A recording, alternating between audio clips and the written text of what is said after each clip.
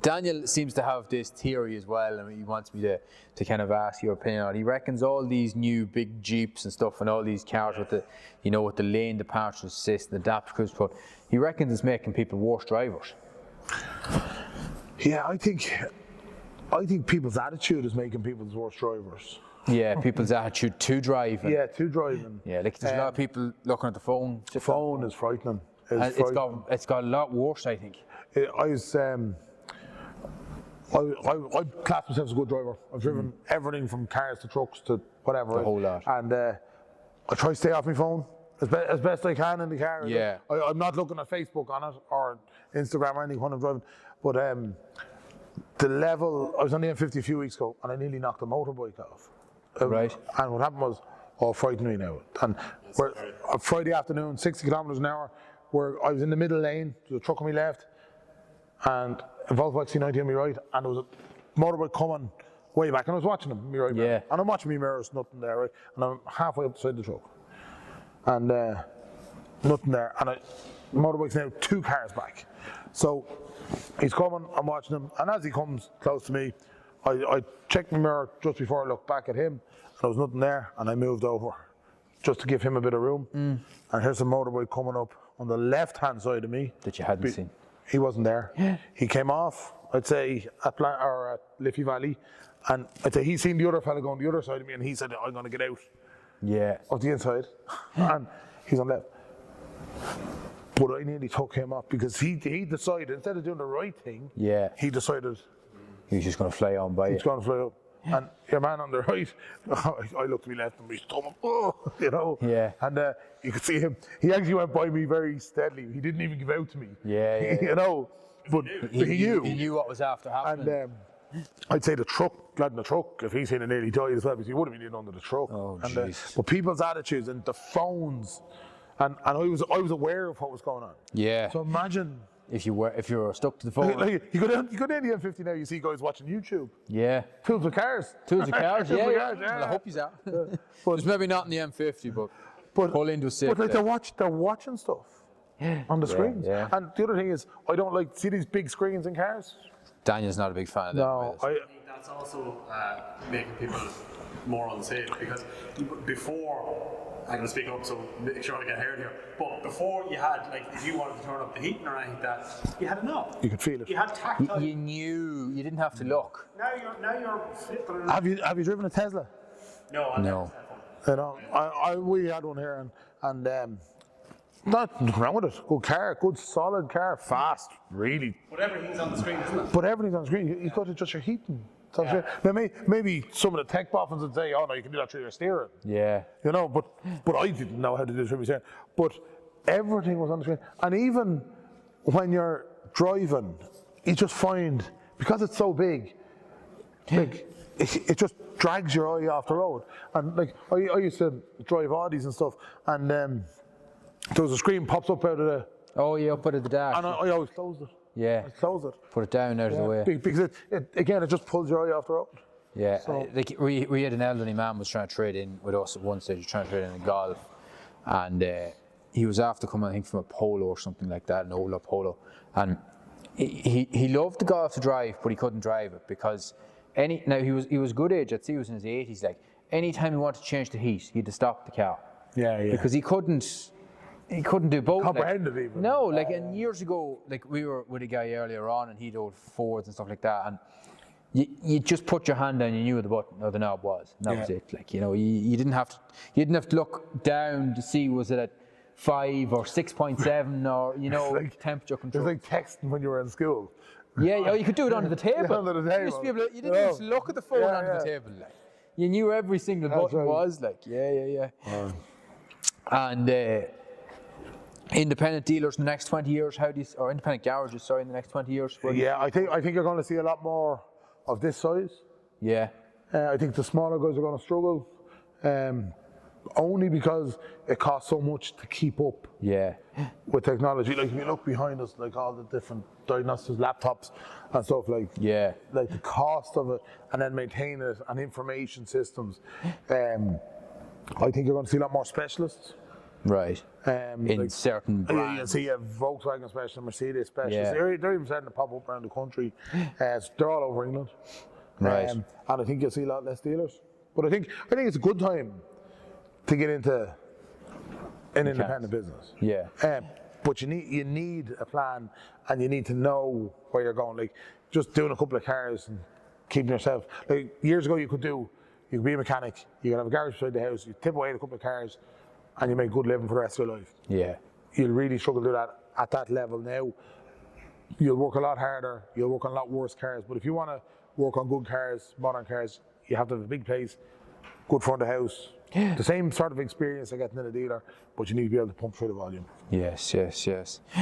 And then I suppose, would you recommend for someone starting out, maybe starting a main dealer or starting independent, or? So obviously I'd have a bias towards the independent. Obviously. But if you're going to be in a dealer, you need to become a product expert. Don't just go through the motions and learn to change oil and take a gearbox in and out. Learn every aspect of the vehicles you're working on. You'd probably learn that more in an independent garage. You would, because you have to. You have to, yeah. You have to. You're all the time adapting to BMW, to Audi, to T. That's right. So like before we were doing BMW batteries, I bought second-hand batteries out of scrapyards and pulled them apart and figured out how to make them work and how to test them and what worked, what didn't work, how would they balance with this, with that, and put the time in. But if you come out of it, like you could get a really good education off any brand. Yeah. If you put the effort in. Yeah. But you have to put the effort in. You have to want to put the effort in. Yeah, and I see young lads now, and they're being badly paid in the dealer as an apprentice. Right. They're going out and they're nixering, doing. No, I'm not against that making a few quid, right? But they're nixering. If they took the time that they were nixering and put it into educating themselves on how systems worked, they'd move up in salary a lot quicker and ability than they would for changing the oil in these cars at the weekend. But that would be focus on how the systems work, focus on how the brand operates, focus on the architecture of the system. Become an expert. Become an expert in it, yeah. And then I suppose in the next 10 years, I suppose, like a lot's going to change in the car industry, I think, personally, anyways. Like seems to be a lot of push still towards electric and stuff like that. Yeah, like electric is coming. Yeah. There's no doubt about it. But crows, gas, so electric is coming, right? And all the incentives are being pushed that way. And whether we like it or not, electric is coming. So you're gonna have to learn the systems and the architecture. But if you're in any good garage, you'll learn that. But you have to put the effort in yourself. Yeah, it's all about putting the work in. And then, as you said, Aaron, it's all about wanting to work. A lot of people don't want to work. A lot of people now want to just go through the motions. And turn up and get paid. Turn up, get paid, and go home. It's not. But there's a lot of bad management in places too that allowing that to go on. It shouldn't be allowed to go on either. So there's good people then missing out. And there's loads of good people come in with a funny attitude. Like lads now, because of social media and stuff, there's loads of young guys now come in and they're nearly afraid to give you an effort because they're afraid they're gonna, like you look at all the negativity towards employers, right? But you have to coach that out of them. And like it's a win-win. That's how this place works. That's why we have a big team here, because everyone wins. When we win, you win. Yeah. And you have to coach that out of them, and you have to continue to coach that out of them the whole way through, the whole way along. And then the lads pick up on that, and the senior lads pick up on that, and then they bring the lads along. Yes. But it's all down to good management. It's down to management. You have to manage a place well. Yes. And we're okay at it. We probably could be better at it. But I suppose it's time and putting the effort in, but having the right people with the right attitude is the key. Is the key, yeah. And then you touched on electric cars there as well, and we're talking about electric cars as well, they've been pushed into it. Like, what issues do you think people are going to face with electric cars? So, every time I mention electric cars, you get in a lot of trouble. We get in a lot of trouble. You get in a lot of trouble. No, so maybe you don't want to answer this question. No, and to be honest, it doesn't matter to me. Like if you have a different opinion to me, that's fine with me. It's not a big deal, right? Yeah. But batteries are going to be a problem. 10-year-old electric cars are going to be a problem because the cost of it, everyone says, the cost will come down over time. The cost of nothing's coming down. Yeah. The cost is nothing's going down. Since 2019, the cost of everything has been going up. Yeah, You know? And like them pads and discs for the Isuzu D-Max, Yeah. they're a perfect example of it. Perfect example. You know? Since when did a set of pads and discs become €1,000? Like, Yeah, €798 including that. mental, isn't it? €275 for the pads. You go for an EME, say there's two i3s out there and there's both motor problems and EME problems. And the parts are about 10 grand, but they all have that problem. Do you know what I mean? So you go to a scrapyard, you might get a good one, you might get a bad one. Yeah. But the reality is, there's only a small percentage of them in the scrapyard. Yeah. Anyway, so you mightn't get one, and who's going to stand over it? Because the legislation around second-hand parts in Ireland, you nearly have the same rights as a consumer. Yeah. So who's going to stand over it? If I buy them parts new, I know they're going to work. Yeah. Where if I put a second-hand one in and it lasts 3 months, Yeah. Yeah, so that's pot luck. pot luck, and that's what they're talking about. Yeah. It's crazy. It's crazy the way the whole thing is just. And like I done a job on an electric car here a while ago, and we put a €1,200 part into it, and we tested everything, tested okay. But when we went to drive the car out, it blew the €1,200 part. We swallowed it. You swallowed it. Yeah, because there was a short in one point in the motor. So when we disconnected the motor and tested it, stationary, it tested fine in all 3 phases. Right. But when It moved. car start, everything was working, everything charged, not attached, the whole lot. And then when we went to reverse out, Bang. bang, 1,200 quid gone. Oh, Who's going to swallow that? that's a lot to swallow too, like. That's the market we're in. That's the market. So Oh, yeah. we're just going to put guys off getting involved and touching them. Yeah. Oh, yeah. It's scaring people, like so. Yeah. And that car, it was a BMW, and that car passed its EOS test, which meant the battery and everything was right inside. Yeah. And all our tests were right outside, except we didn't rotate the motor when we were testing it. Something so little. Good lesson. Over city. I'll tell you Good some lesson, I can tell you. So- won't happen again, no. Something definitely so not. small to not do. And the car started, the car wasn't even starting before. Car started, reversed it out and Bang. didn't even get out of the workshop. Just done one full rotation of the motor. Or no, Yeah. until it hit that point. Until it hit that point. Bang, That was the gone. end of it. God. And I suppose another question we had as well, but I think we've kind of answered this already in a positive way. I would have thought there'd been a drop off in the amount of people doing apprenticeships now, but you're saying the amount of apprentices that you have, obviously there's. So they were struggling to get people into the motor trade. Right. Because they don't pay enough in the motor trade. Yeah. And That's been an issue for a long time. years and years. Yeah. And, it's a really funny thing though. Like it's a really complicated trade. Mm-hmm. Yet they don't want to pay the money Yeah. for guys to become experts at fixing cars. Yeah. But if you look at America, and we always follow America, that there's garages and mechanics in America earning more than doctors. Right. Places, yeah. And I say, so it's definitely on the up. Like it's been on the up for the last 5 years. Right. Lads are earning good money, but there's such a shortage. There is a shortage of them, right? But there is a future there for them now. I think so, yeah. Yeah. I think so. Well, I plan on finishing my time out in the motor trade. Yeah. I know. Yeah. And this will be the young lads Maybe. Who knows? enterprise whenever you do decide to Yeah. So hand it over, huh? as early as possible. As early as possible. The sooner I can retire, the better, says you. I'll never really retire. You'll always contribute at some level, but Yeah.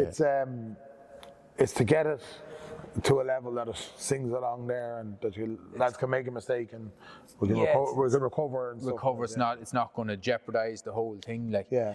Yeah. But it's getting there. I've worked in the motor industry for about 10 years now. I often hear people saying, God, I'd never have my kids involved in the motor industry, or never have my children have anything to do with it. Like, you have no problem with your. No, I'd let my boys and let me girl do it if you want Yeah, it. whatever But you want. it's, you get out of anything what you put in. Yeah, it's all putting in the effort, isn't it? And I'm a burn the boat sort of fella. Right. So, like, if we're going to go with it, we go hard at it and keep going. Yeah. And it could collapse, who knows? But Yeah. it won't be for the lack of effort. Yeah. You'll have put your effort into it. Yeah. Yeah. And looking around here, this is actually a question we get very regularly as well. And looking around, I'm always looking when I come into places like tool brands. There's a lot of Snap-on here, I can see. Yeah, the lads, Snap-on box. That's Peter's box. Snap-on. Peter's in the Coast Guard. and scaries, and light Right. float and scaries. And Lovely stuff. box too. Lots of snap-on. There seems to be a lot of snap-on stuff in here, and I saw there does. These are big fans of the snap-on. Yeah, it's good stuff. It is good stuff. stuff. And, Fair, yeah. like we've The warranty's massive with it too. and we've a great dealer. He comes here. He's here every Wednesday. Oh, right, He okay. does what he says. He does. You walk back on with a 10-year-old screwdriver and you hand it to him after hitting it with a hammer. Yeah. And he just hands you a new one or fix it and off you go again. So like, you can say what you like.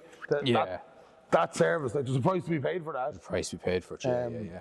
And so yeah, we'd be a big fan. I'd buy a bit of stuff off. My Milwaukee stuff I buy from ToolForce up in Donegal. Oh yeah, I know Toolforce. Yeah. Damien and Toolforce. Yeah. £7 a pound, and They do a good bit of Milwaukee stuff too. they do. Yeah, they're good value. They're nice lads to deal with. They so. seem to be nice. I haven't actually physically dealt with them myself, but they do seem. I've see them on TikTok and stuff like that. They do seem- I done the Donegal Ultra last year, and he reached out and he says, if we can do anything for you, the cycle race up in Donegal. Yeah, he yeah, says, yeah. If I can do anything for you, we're in Ballybuffet, and down. Sound. You got bought a box off about 2 weeks later. There you go. You know? You see, that's what it's all about too. Like, you know. But he didn't do it for that. He just. Oh no, I know. he Yeah. just But reached then out, you're just returning it back. Yeah, absolutely. That's, And and that's a big thing. as well. We try and deal with people we like dealing with. Yeah, there's a lot to be said for that too. Like, if you, Yeah, like we deal with Top Parts, we a big supplier of ours. Oh, yeah. You know, great lads, easy to deal with, all nice fellas. And would you, if someone was doing work themselves, would you recommend maybe the likes of them boys go and get parts off and stuff? Yeah, I don't know if you can or if it's just with trade. I'm Maybe not sure. somebody trade they deal I'm with, not sure. They do have shops around the country, I'm sure you can walk into them. Yeah. But I don't know the section we deal with. It's trade only. Yeah, and like go support your local motor factors, lads. That's, Yeah. You know, motor factors there for a reason. Use them. that's right, yeah. There's a lot of good motor factors around, like as well, and it's. I suppose a motor factors is only as good as the man's behind the counter. Yeah, but the bad ones don't last. The bad ones don't last. Yeah, that's It's the same as anything. Same as anything. Like competition will weed out the bad ones. Yeah. There's a couple. There's no, you know, I'm not even getting. I'm not even getting into that one. Careful, So yeah. careful. You're giving Daniel more More editing to do. Yeah. just bend around that one. We're not. I suppose again another question that we get, because we're not professionals in what we do. Me and Daniel, we're just doing it for a bit of fun, a bit of crack, and a hobby more than anything. And maybe someday we might be fortunate enough it'll turn into a thing, and it could be our time gig or whatever. But we do have a lot of people coming onto our lives as well, asking us, what tools would you recommend for starting off as a young mechanic? Something that's not going to break the bank, like Halfords. Halfords. Get into Yeah, Halfords. so, you can get isn't there a card in Halfords you get? Is it a mechanic's card or something? I think there is, yeah. Yeah, you get or good discount, I think, on stuff we there. bought, so the last apprentice that we took on, we bought him a tool set. There was a couple of hundred pieces in it. Get him started. Get him started. Yeah. And it cost 500 or 600 quid. There's loads of them around. It's just a matter of having a set of tools with you Yeah. and work, Yeah. But yeah, start building. If you're going to be serious about it, Yeah. Get into the good stuff. Get into good stuff, yeah. Start building. You don't have to do it all at once. Yeah, But, yeah. Bits and pieces. Buy something, pay it off. Buy something else, pay it off. Snap-on are great for that. Like, buy it and pay it off. Like. And get through it. But it's the snap-on stuff is great though. Like as you say, warranty. So, but the stuff we buy for the apprentices, it's all laid out. There's a place for everything. So we own the box. We go back and we say, show me your box. Oh, right, okay, yeah. Where's that? Go find that. Go find it, yeah. And get them into the habit of Organisation and looking after their tools. Yeah. Like I'd have tools for years. Your own stuff. Yeah, like. your own stuff. Yeah. It's important to have some pride in your tools and taking care of them as well. Yeah, and be proud of what you're doing. Yeah, exactly. Again, a good question that we always get in our lives as well, and it's one that I always recommend as well, in my opinion, is a 1.4 diesel Urus or Corolla. But what's your opinion of a first car for someone? Yeah, Urus, Corolla, Polo. Polos as well. Skoda, little Skoda Fabia, Some something of like them that. Fabies, don't give much trouble. Like. Yeah, them little 1.4. Just run out the back here, Corolla. It's 400,000 kilometres on it. Still going perfect. And we can't get the backing plate for the rear shoes. Oh, yeah. To stop making them. To stop making Yeah, them. yeah. I know I haven't put time in to try and get it, but I'd say it was on this last NCT anyway. Yes, but they're a great engine, them. So Bulletproof, yeah. Yeah. And one thing that we're all, I suppose, everybody's trying to do a little bit more of nowadays, and I notice as well, is social media. And social media, has it been much of an impact to you? Yeah, so we sort of got into social media videos by accident. All right. It was sort of a dare. And, Oh, good. And it just sort of took off. Yeah. There's like just loads of people, loads more following than us. Yeah, You know, but it's definitely got us business. We're pretty well known all over the country now. Yeah. We've contacts, we've business contacts through it now, and like even the meeting the likes of yourselves and all this sort of stuff. Yeah. Like there's a very positive side to it. If you're worried about people abusing you and slagging you, or if that affects your head, I'd just stay away from it. It's not for you, like. It's not for you. Yeah. Because you meet all sorts of mad people on it, and you meet some great crack on it as well. Like. There's some real laughs out of it too, like. But you get some great contacts out of it.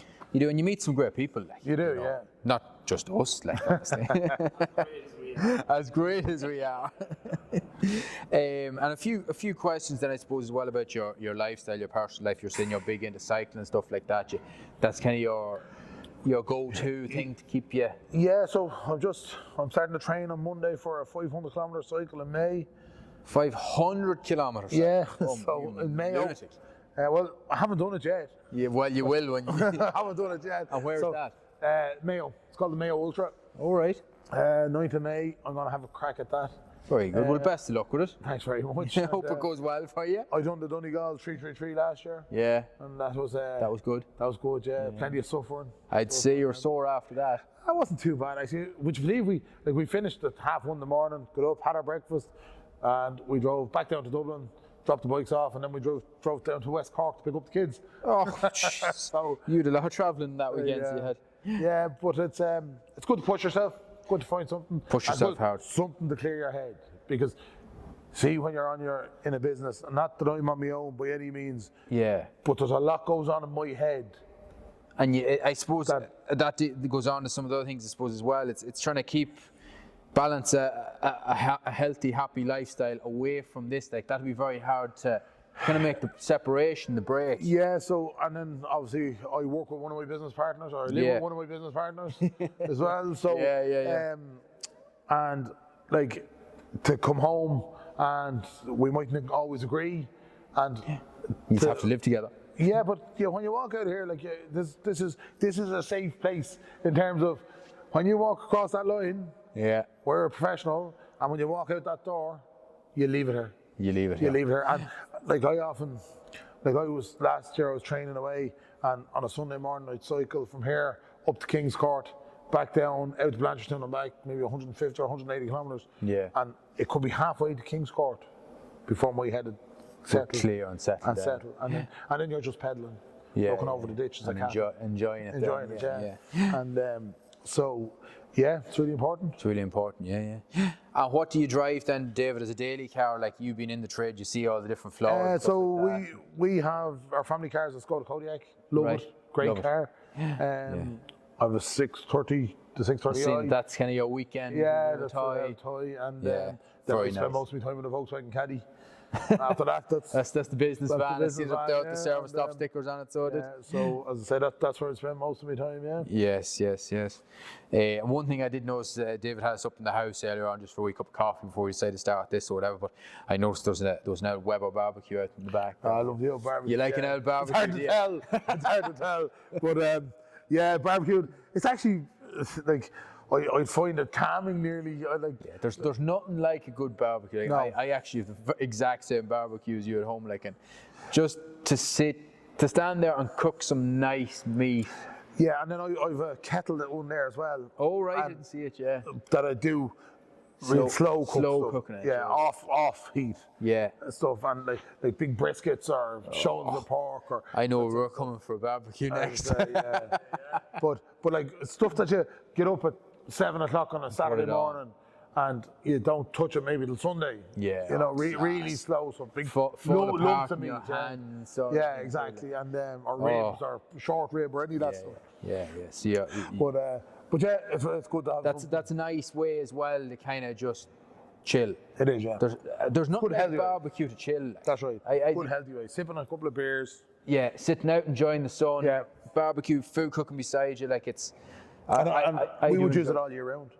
We would do that all year. Oh yeah, absolutely. Yeah. And the kids are even into it now. Like the boys be out, they light, on a kettle barbecue, you have a chimney for lighting the charcoal and stuff. Yeah. And the boys go out and light that. I think that's great. And they're only 8 and 12, Yeah. you know. Oh, there you go. It's just great, like. Yeah. You know, and the proper understanding of, like, that's a great way to be. And even for, like, we'd make all our own burgers, all that sort of stuff. Jill's go cook, you know. Yeah. We've seen that earlier. But seeing that, like, my lads wouldn't eat burgers for years. And then we started buying steaks in Aldi or Lidl. And then grind them up in the house, and then they make the balls of meat, and they make their own burgers, and then they all eat burgers. Once they're involved in the making, I noticed that with my wee lads as well. It's once you're kind of nearly involved in making it and stuff they'd be more inclined to eat it, so they would. I suppose we're winding down now. We're coming towards the end, David. Just a few more little questions just about the garage and that sort of thing. If you weren't running the garage, what do you think you'd be doing? Apart from standing up with the barbecue chef, maybe.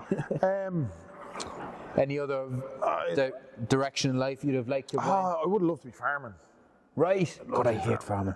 I love driving machinery. Yeah, well, that's all right. You know, baling and mowing and silage and harvesting and combine. And I suppose a bit of that. Cattle, I'd love to have a few cattle. Right. But there's no money in it.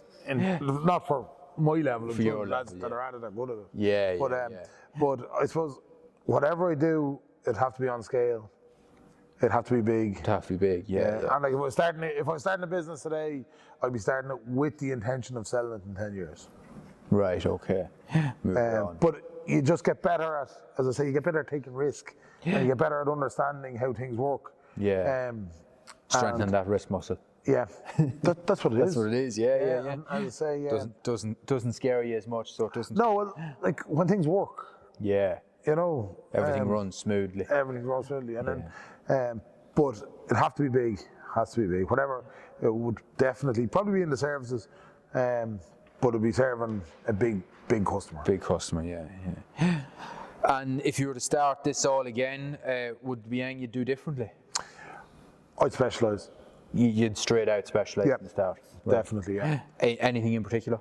I like the VAG group. You like the VAG group, yeah. Fond of it. I'd look at what suited us and what was around us and what the area and the customer. The customer, having the right customer in your business is really important. And that's the main. So, like having a customer with no money or that's struggling all the time for money is not a great place to be. And most people are sound and they'll pay you, but you can't run a business on that. You have to have customers that can afford to pay for the service you're providing, and that's the long and the short. You need that money, as you were saying earlier on. And then as you grow, like you can do favors for people, but when you're small and you need that money in every week, it's either you get paid or you don't get wages. Yeah, that's reality. That's the reality of it. Yeah. And I suppose then if that's probably advice you give yourself when you're younger, I suppose, or maybe there's something else, other advice you give yourself, is there? Yeah, I suppose.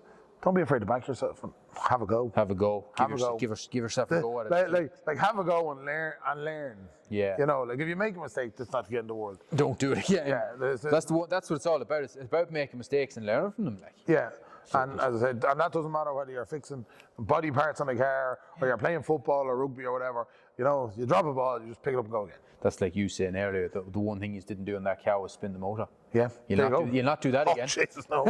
You'll not be wanting to absorb that one again. But that's the reality of running the business. Yeah. You know? Yeah. And then sitting down and going, oh, great. Let's order another one of them. But I think if you're starting out, just have a plan. Focus on something that you're going to make money out of and get really good at banging that out. And rules. Oh, having rules, yeah. Having rules is the most important. And rules for yourself and rules for others. Like I'm always the first one here. Yeah. And if I'm not the first one here, it's because I'm doing something else for work. It's not because I'm not working. Yes, yeah. You know, and you're doing something. Yeah, and I will be. No excuse. You only live next door. That's right. but I'd say, but things like that. Yeah. And leading your team and looking after your team. And just quickly speaking of team, how many staff have you got? There's in total at the minute here. There's 15. So there'll be 16. There'll be 17 by the 1st of October, and hopefully 2 more after that. I'm hoping to be up to 20 by Christmas. Wow, you're leading a strong team there, like a large team. We have a large team, and they're very good. They do their job, and we just keep growing on that. And some people, sometimes it doesn't work out for people. They don't fit or whatever, and sometimes it does. So you just have to keep working with the guys that it does. And maintaining a happy workplace. Yeah. That has to be hard too, though. Like, I suppose it all comes from management, as you were saying. Well, it's about one, paying them right, treating them right, respecting them, and respect for each other in it. And yeah, that's sort of the way we operate. Like, I try and treat people the way I want to be treated. Yeah. Like, they can all come to me and have a conversation about. None of them's afraid to come in and talk to you or anything like that. Which that's a very, very important thing in a business as well, is that your staff feel safe or confident enough to come in and be able to have a good conversation. Yeah, and if they don't, there's something wrong in their business. Yeah, that's it. There's something wrong. And it can't. Understanding that people perform really well this month and don't perform as well next month, that's a perfectly normal thing. People go through mental trouble, problems, different emotions. Like we lost a guy here a couple of weeks ago. One of the guys passed away, and like it affected the team, it hurt the team. It has to. But they picked up the baton and off they went again. I say that's just the way it is. Right, well, David, that's it. We're through our list of questions. I'd like to say thank you very much for having us here today. Thank you very much for answering everything. Some very knowledgeable questions and answers there. So, just to our viewers, thank you very much for staying put and tuning in. Please do give us a subscription and a follow. And if you did enjoy the video, please give us a like and a comment. So, until next time, see you then.